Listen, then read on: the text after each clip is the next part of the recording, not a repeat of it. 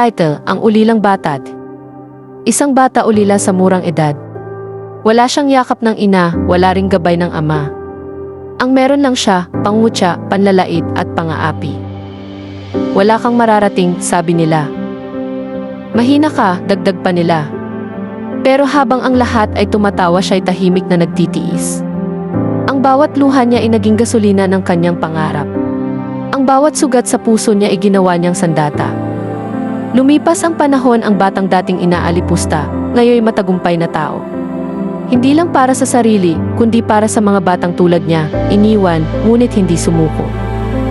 At nang magkaharap sila ng mga dating ng api, wala na siyang galit. Ngiti lang ang kanyang sagot. Dahil alam niya, ang tunay na tagumpay ay kayang gawing alon ang luha at gawing hagdan ang sakit. Aral, hindi kahinaan ang pagiging ulila. Dahil sa gitna ng kawalan, doon lumalakas ang loob ng isang tunay na mandirigma.